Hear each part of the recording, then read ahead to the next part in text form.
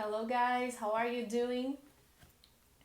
Hoje nós vamos começar falando sobre os verbos modais, modal verbs. Então eu vou fazer uma sequência de vídeos, né? Cada vídeo vai ser sobre um modal verb específico.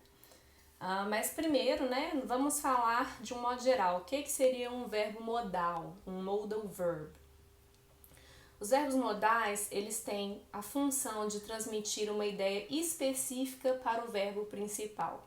Então, eles têm inclusive esse nome porque a ideia é que eles moldam o verbo principal, fazendo com que ele se modifique, porque você passa uma ideia a mais para o verbo principal, tá? Então, numa frase dessas, você vai ter um verbo principal e um verbo modal, tá bom? Sempre dois. Então, nós vamos começar aqui com o verbo modal mais comum, que é o can. Vocês já devem ter visto ele, né?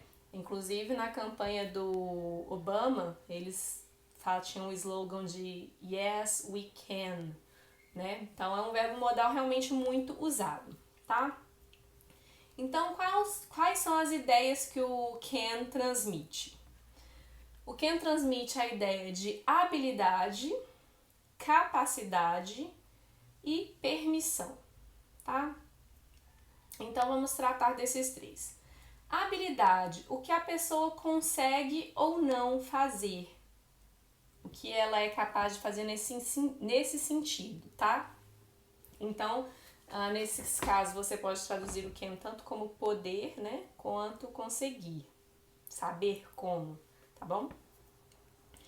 Segundo ponto, capacidade. Quando a pessoa é capaz de fazer alguma coisa ou não devido às circunstâncias, tá bom? Então, normalmente traduz-se mais como poder. Eu vou dar os exemplos daqui a pouquinho de cada um e aí vocês vão entender melhor.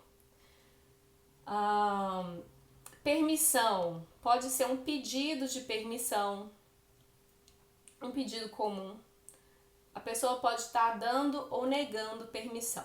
Aí vai ter essa ideia de poder neste sentido, tá bom? Olha só, gente, a estrutura de todo modal verb é o seguinte. Afirmativa, você vai usar o sujeito, depois você vai usar o verbo modal. Não importa quem seja o sujeito, o verbo modal vai ter sempre a mesma forma.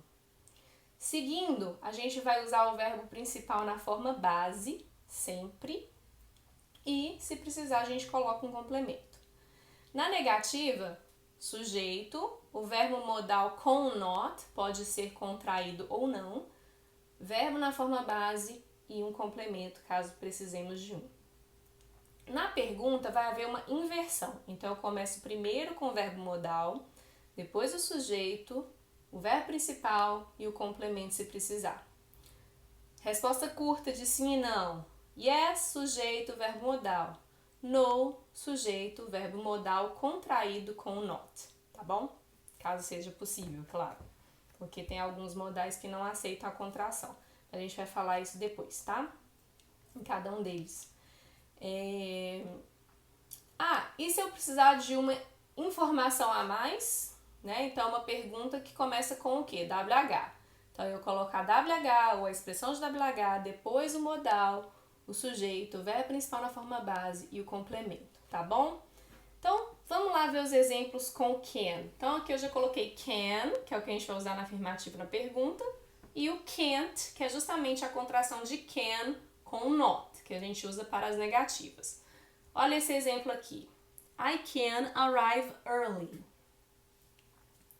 Então, eu posso traduzir assim. Eu posso chegar cedo. Eu sou capaz de chegar mais cedo. Aliás, cedo. Então, essa é aquela ideia de capacidade. Devido às circunstâncias, eu consigo fazer isso. Se for na negativa, né, que eu não consigo fazer isso. Tá bom?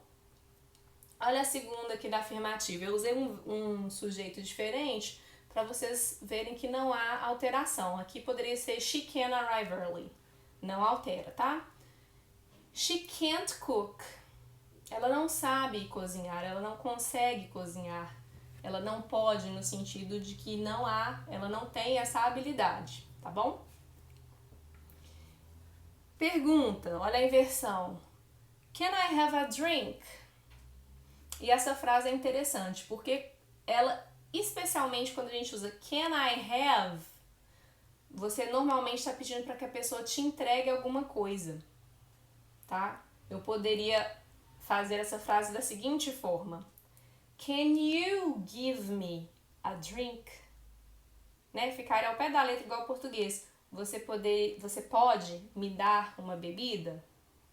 Só que eles têm uma forma mais simples de pedir, né? Can I have a drink?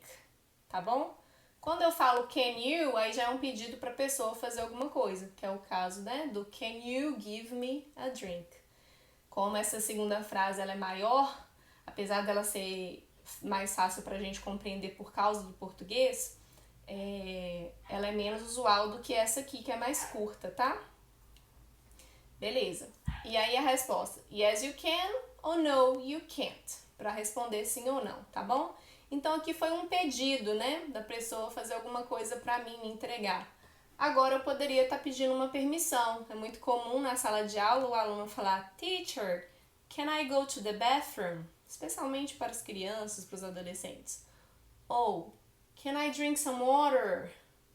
Can I answer my phone?